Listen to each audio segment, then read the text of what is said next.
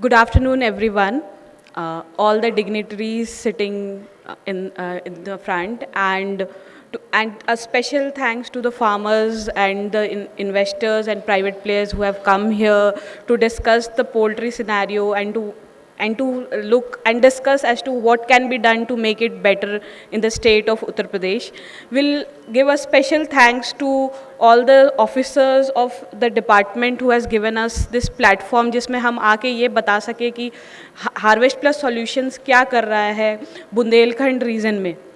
तो क्योंकि समय कम है, 10 मिनट है और ये प्रेजेंटेशन और लंच के बीच में हम लोग आ चुके हैं, तो will try to wrap it up as soon as possible. So हमारा जो टॉपिक है that is economic enhancement through training and capacity building on backyard poultry. So हम लोग basically I come from an organization called Harvest Plus Solutions. So this is an organization, is a part of International Food Policy and Research Institute. We are actually a scaling arm of CGIAR. जो agriculture fraternity से आते हैं उनको पता होगा कि CGIAR क्या है।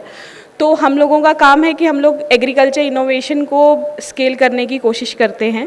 सो we work in Asia, Africa and Latin America. अभी तक हमने 589 मिलियन लोगों की लाइफ में इम्पैक्ट किया है through our small interventions of scaling biofortified crops and other value added crops which are grown and also in the allied sector.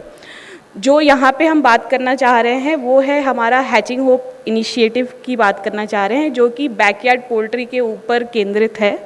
इसमें हम लोग ट्रेनिंग एंड कैपेसिटी बिल्डिंग, जो ट्रेनिंग एंड कैपेसिटी बिल्डिंग एक बहुत ही important aspect है जब हम poultry, backyard poultry की स्पेसिफिकली बात करते हैं।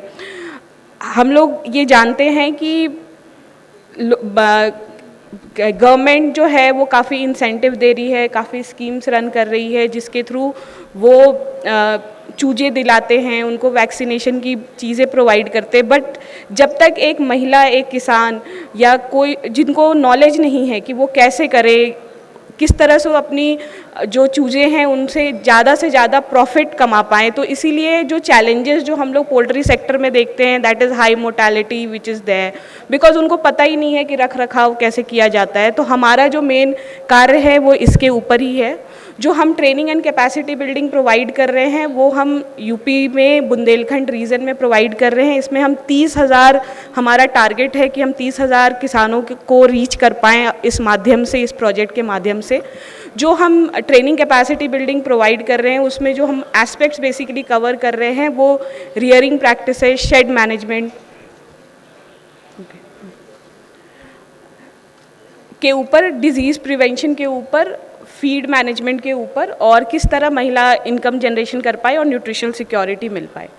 जो क्यों हमें बैकयार्ड पोल्ट्री के ऊपर ध्यान दें, सुबह से हम लोग बात करें तो इसको मैं संक्षिप्त में रखना चाहूँगी कि क्योंकि पर कैपिटा जो अवेलेबिलिटी है वो कम है और नेशनल एवरेज भी ICMR की रिकमेंडेशन से कम है। तो और यूपी अभी भी काफ़ी उस चीज़ में अभी काम करने की ज़रूरत है।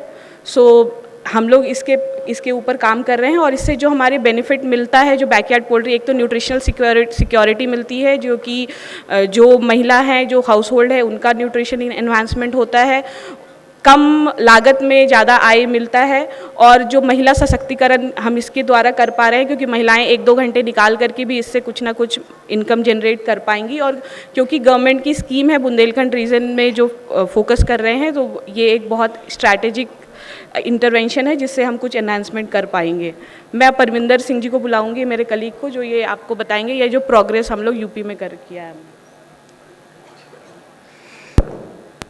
Thank you Jyoti.